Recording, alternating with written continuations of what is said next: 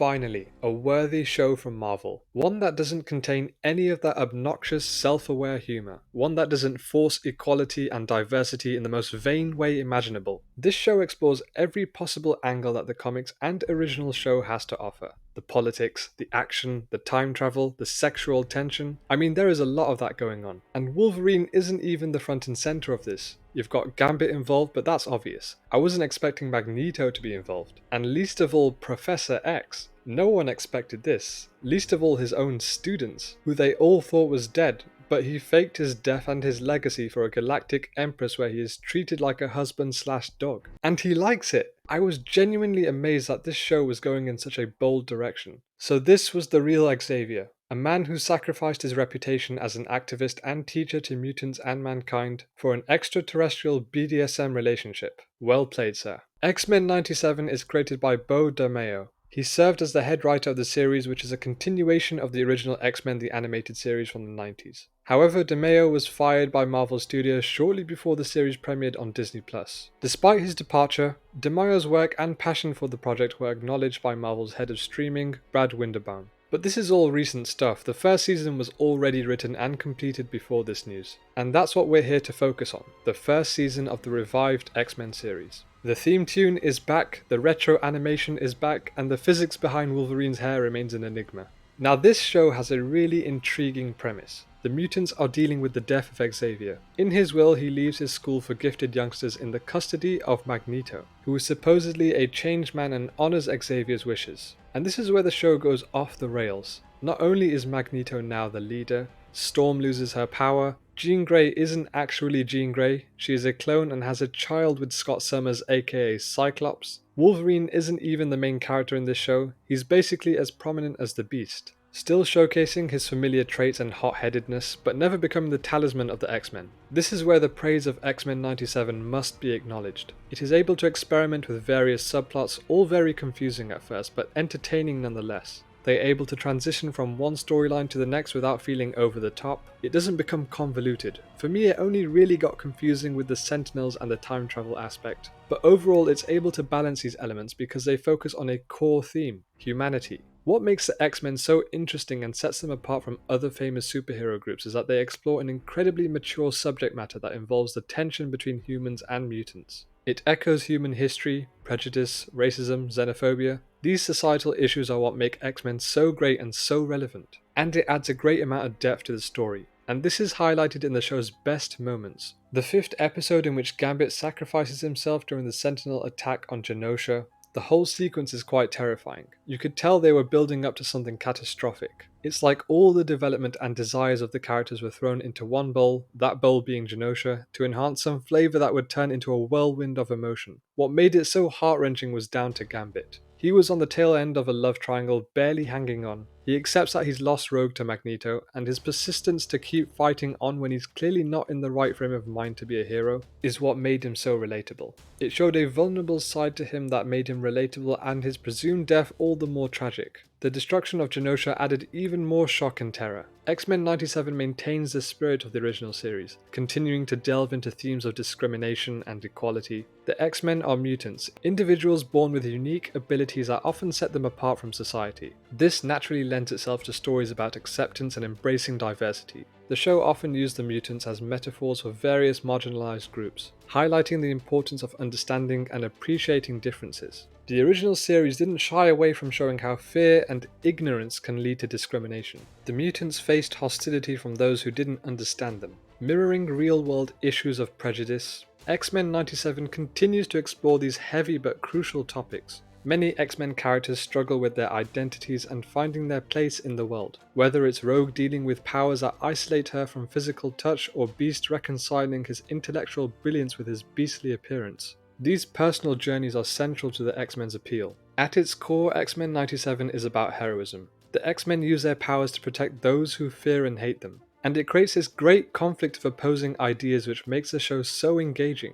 The personal growth of characters is always a big part of the X-Men stories. For instance, we might see Cyclops stepping up as a leader, Storm coming to terms with her identity, or Jean Grey dealing with the immense power of the Phoenix Force. X-Men 97 captures the look and feel of the classic 90s series. It oozes this colourful, dynamic animation that made the original show so visually distinctive. While staying true to its roots, X-Men 97 incorporates modern animation techniques. This means smoother motion, more detailed backgrounds, and enhanced special effects. The character designs stay close to the original, but with a bit more polish. The show uses its animation to its full potential, from the sleek interiors of the X-Mansion to the gritty streets where they face off against foes. Every scene is crafted with care. The action sequences are a highlight of the show and are enhanced with modern animation techniques, appearing more fluid and dynamic. The blend of nostalgic design and modern techniques makes X-Men 97 a visual treat. The animation serves not just to entertain but to enhance the storytelling, making every episode a feast for the eyes. Now, the Scott and Jean relationship has often been intertwined with Logan. In the movies, we tend to root for Logan because he is pretty much the main character in those. Although there are sprinkles of Logan's past relationship with Jean,